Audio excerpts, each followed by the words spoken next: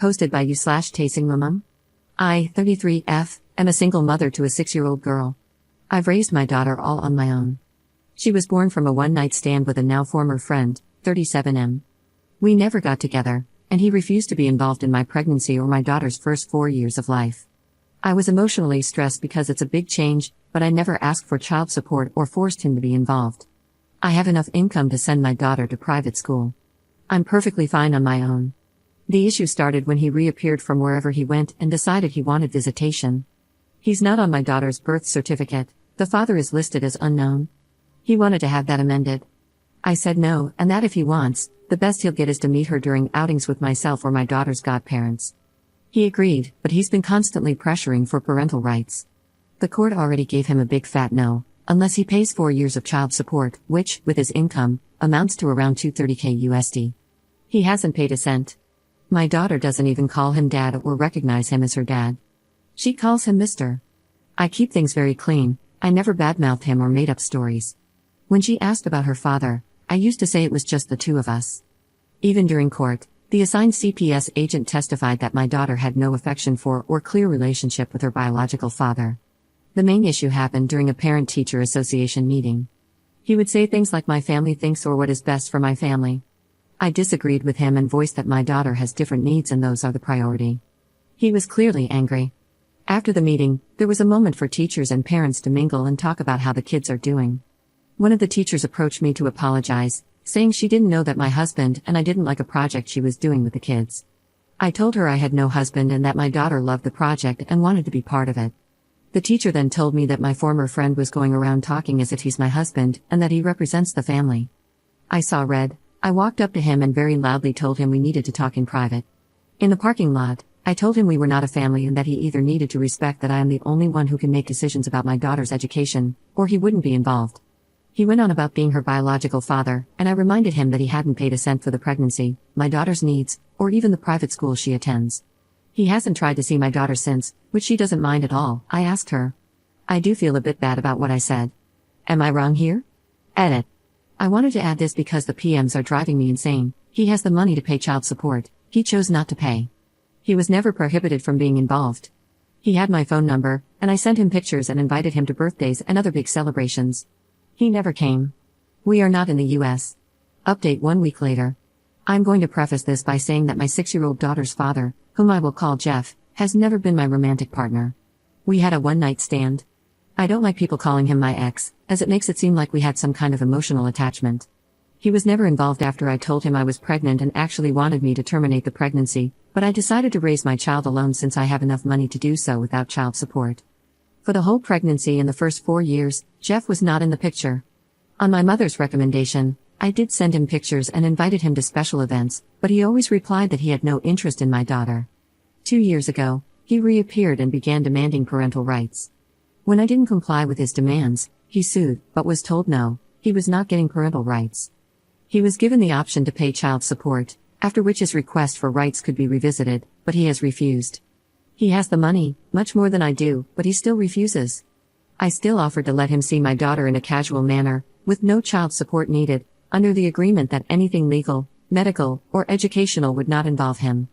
He pushed the boundaries at the PTA, and we had a fallout. After that, we didn't hear from him for almost 6 weeks before he called to meet for Christmas. After much discussion, I agreed to bring my daughter over, on the condition that my daughter's godparents could come. So, we went over for Christmas dinner, only to find out that Jeff is married and had never told his family he had a child. It was great being judged by a bunch of strangers. It was uncomfortable the whole time. I'm going to use fake names, but let's say my daughter's name is Katie. His wife kept calling my daughter Gabrielle, not the actual name she used, but it was that different from my daughter's name. The wife was also very physical, trying to pick up my daughter or parent her. I would block her or politely ask her to let me handle my child. The whole time, she pretty much ignored me, but Katie didn't seem nervous, so I decided to just bide my time. I hit my limit when my daughter said she needed the bathroom, and this stranger went, "Oh, Gabby, you need the potty? Let mommy change you." My daughter hasn't worn diapers in a while, and she's more than capable of going to the bathroom on her own. I immediately told her to stay away from my daughter and that we were leaving. The woman started wailing that I was kidnapping her baby girl and tried to lunge at me. Her in-laws stepped in, holding her back and consoling her, telling her that we weren't leaving and to calm down, as if she were the victim. At that point, I just glared at Jeff and told him he had better explain, or I would call the police. He asked me to speak in private in another room and suggested I leave my daughter with his parents. There was no way that was happening. Katie's godparents took her with them despite the wife having a full meltdown. Jeff and I spoke outside, and he explained that he and his wife had recently lost a daughter. I won't go into specific details, but it was sudden and nobody's fault. As you can imagine, it caused some psychological issues for his wife. Apparently, Jeff had the brilliant idea that having Katie pass as their lost child would help his wife, without telling me. That's why he wanted visitations and parental rights. He pleaded with me to leave my daughter with him for a little bit. I asked him what his plan was for when his wife heals. His response was disgusting. Well, I'll just send Katie back with you, and it will be just like before. I told him he was insane if he thought I would let him use my daughter like that. What his wife needs is therapy with a professional, not someone feeding her delusions. And I made it clear that I would not let that woman anywhere near my daughter. He told me I was being cruel and didn't understand the pain of losing a child. I agreed but reminded Jeff that my priority is not his family, it's my child. What he and his family do to work through their grief has nothing to do with us. I also told him to call his lawyer because I'm making sure he never has contact with my child again. So that's what I'm bracing for. He's been blasting my phone since Christmas, but I can easily ignore him. My daughter and I are going on a small vacation. Edit. This isn't an update, just something I feel needs to be said. My daughter is set for life financially. She has a trust, and I make really good money in my position. If she were 18 right now, I could put her through college without any loans. She doesn't need child support for her quality of life. If I could get child support and never worry about her father trying something, I would sue him in a heartbeat. But after talking to a lawyer and understanding the risks, I've made the decision that child support or potential inheritance is not worth risking my child's safety. Safety is always first. Second update 2 weeks later. Hey everyone, I decided to post one last update, as I'll be going completely silent for a long time. A lot of people were concerned for my daughter and me, and I truly appreciate it. We're both safe. She's currently enjoying a great vacation with her godparents, and I'm making my own arrangements to move forward. My lawyer is working hard to keep everything in order. A cease and desist was his first action, and we're aiming for no contact. He says we have a solid case and hopefully, this will be resolved relatively quickly, though that means a year or two.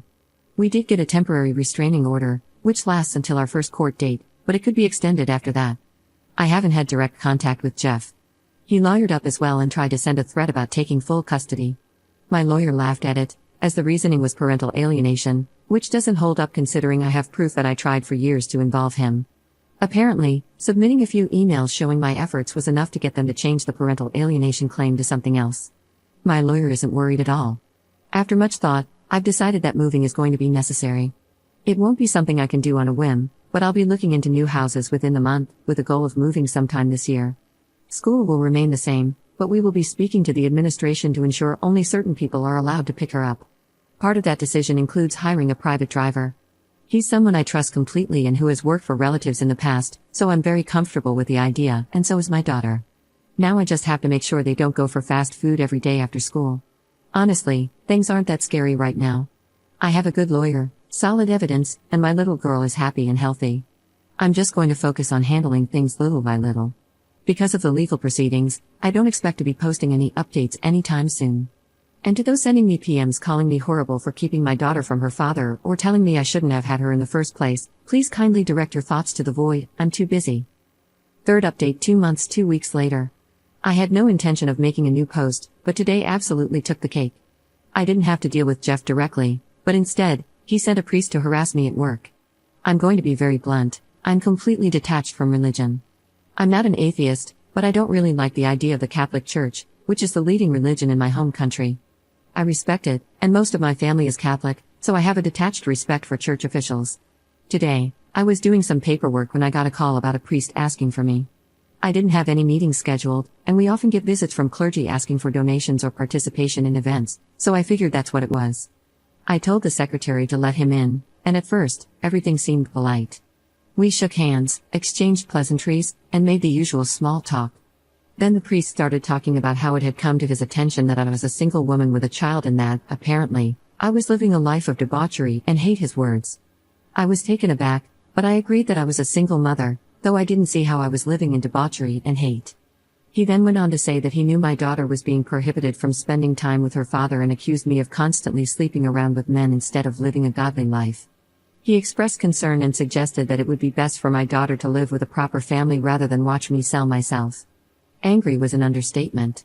I kept it civil because I was at work, and I had no intention of yelling at a religious man in a professional setting. I calmly told him that my daughter was fine with me, she lived a safe and happy life, my personal affairs were my own, and I had no intention of sending her to another household. I then mentioned that if there was nothing else, he should probably leave, as I had other matters to attend to. That's when he revealed his true intentions, confirming it was Jeff's doing. The priest told me he didn't think my daughter would be happy with me, but that her father was well respected in his church and would raise her as a proper Christian lady. At that, I laughed and simply said, no. I once again recommended he leave, and if he didn't, I would be calling security. He left, saying he would try to speak to me again when I'm not being hysterical. I informed my secretary and security not to let him into my office again and immediately called my lawyer. While I don't have audio, we do have security footage of him entering my office. Thank you again to everyone who sent well wishes on my previous post. We're still working on the move, but school is back in session, and my daughter is loving it. We still have the temporary restraining order against Jeff and his wife, and school officials are fully aware of it. Fourth update 2 months 3 weeks later. Hey Reddit, this update came far earlier than planned, and while I'm happy to announce that my daughter and I are finally free, there's some sad news mixed in. Before I dive into the update, I'll answer a few questions I've received. Did I know Jeff was married? No, he wasn't married when we had our one-night stand. Are you interested in Jeff? No, I'm aromantic, meaning I don't develop romantic feelings. I don't think that mindset is healthy for a long-term partner, so I refuse to date. I was fine with one-night stands until I had my daughter. Why did you send information to Jeff? Because my mother recommended it, and she was absolutely right. If I hadn't, he could have sued me for parental alienation. By trying to get him involved, I've been able to prove that I'm not keeping him away out of spite but because I genuinely believe he's a danger. Why don't you talk more about your daughter's emotions/status? No offense, but I'm only going to share limited information about my 6-year-old. This is the internet, and while most people on Reddit aren't bad, I prefer to protect her privacy. Now, for the update. While our case has yet to be formally reviewed, we were scheduled for September 2025, Jeff's lawyer contacted mine to say they were dropping their demand for parental rights. About 6 weeks ago, Jeff formally agreed to relinquish any claims to rights or responsibilities for my daughter. I know a lot of people might wonder, but what about child support or inheritance? Keep reading, and I'll explain why it's not worth it. My lawyer thoroughly reviewed the documents to ensure it wasn't some kind of legal trap, and he confirmed they were legitimate. Jeff wasn't asking for anything in return, just to drop all claims. I didn't question it further, had the documents signed, and now we're just waiting a few weeks for confirmation that everything is finalized. Since both parties agree, it should move relatively quickly through the courts. If it seems odd that Jeff suddenly gave up, I thought the same. To be honest, I was half tempted to dig around, but I was too busy making arrangements. As some people suggested, I will be moving. I'm not leaving the country, but I plan to move closer to my support system, which includes my daughter's godparents. It turns out there's a property for sale less than 5 minutes away from them. There's no house built yet, so I have a lot to handle, but that's where I plan to make our new home.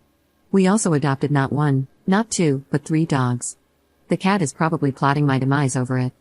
With all these changes, I have to admit, I didn't have time to snoop. The whole situation ended up coming to me rather than me having to dig. I ran into Jeff's in-laws by coincidence while waiting in a store.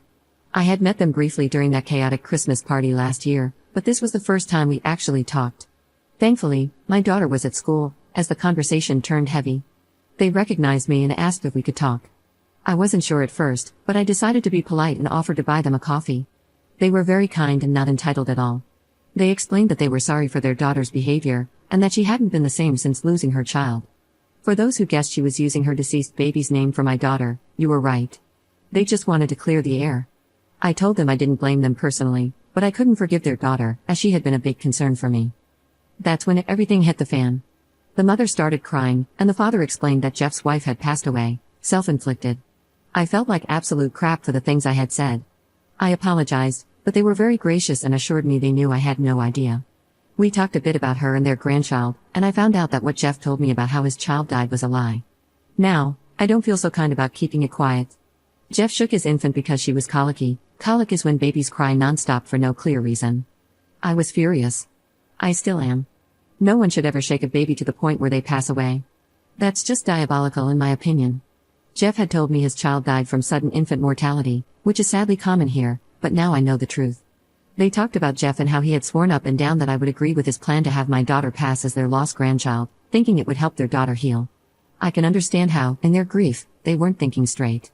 Jeff is a charmer, and combined with grief, that leads to bad decisions. There were other things said, but the main point was that they didn't want any resentment from me toward their family or their daughter.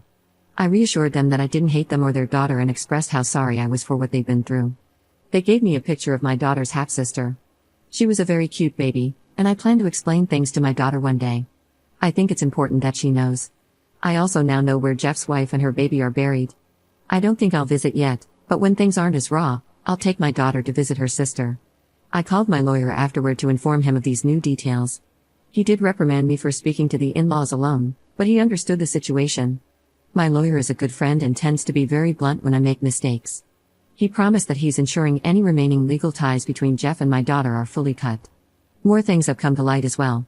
People were right, Jeff had been lying to everyone, trying to portray himself as a saintly father who was unfairly kept from his one surviving daughter. Unfortunately, in my country, single mothers are often judged as homewreckers or SLTs, so I've had a few bad encounters with people hurling insults and threats at me. Another thing that came up, which happened about 2 weeks before Jeff gave up, he started telling people that he offered to marry me, but I refused and that I was always after his money. Not sure how that makes sense. Thankfully, that lie didn't go far with those who actually know us, since I've always made it clear I'm never getting married. And I definitely don't need his money. I worked my way into a high-income job to care for my mom, and now my daughter. I don't care for excessive luxury. Jeff's wife passed away shortly before he sent the agreement to relinquish all claims to my daughter, which does explain why he gave up. Still, I think he's one of the most horrible human beings alive, an entitled, heartless scum. He felt entitled to my daughter, veiled his wife, and unalived an innocent baby. I hope karma is real and gives him everything he deserves. I want to say more, but I don't want to break Reddit's rules. I might update this post if anything else happens, but I truly hope this is the end. I just want to close this chapter and focus on a new start. Up on why Jeff is not in jail. I can't say for sure. You have to understand that I'm going off what the in-laws told me and what I know of Jeff. I'm not a detective, my guess is he either paid his way out or managed to make it look like an accident. As far as everyone I've spoken to who knew about his child, they believed the same story I did, that she died suddenly in her sleep. I don't doubt the in-laws, though. It sounds like something Jeff would do at this point. Up on her country's laws. We're not in the US, first of all. American law doesn't apply here. In this country, a well-placed bribe to the right person can make a lot of things go away. Fifth update 3 months later. Well, it's been 3 months, and it's all good news. To begin with, we're finally free of Jeff. Life is pretty much back to normal. My daughter only asked about Jeff once, when we went to the park where we used to meet him, and it was just to make sure Mr. wasn't there. We also visited her baby sister's grave together. I explained the situation to her as best I could. I don't think she fully understands yet what happened with her half-sister, but we'll go through it little by little. Another big change is that I'm dating someone. And no, I'm still aromantic.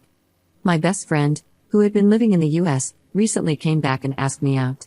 When I told him I was aromantic, he said there was no pressure for romantic feelings, he just wanted a partner he could trust. While this isn't a traditional relationship, it's really nice. I adore him as a friend, even though I don't have romantic feelings for him. He's met my daughter, but we're taking things slow and won't be moving in together for a long time. Through the grapevine, I heard that Jeff is apparently engaged again. I think it's a very good thing we made that no-contact agreement. If he ever tries anything regarding my daughter, that document will be enough for the court to tell him to back off. Overall, we're happy and safe. I'm grateful for all the support here through the hell that was dealing with Jeff.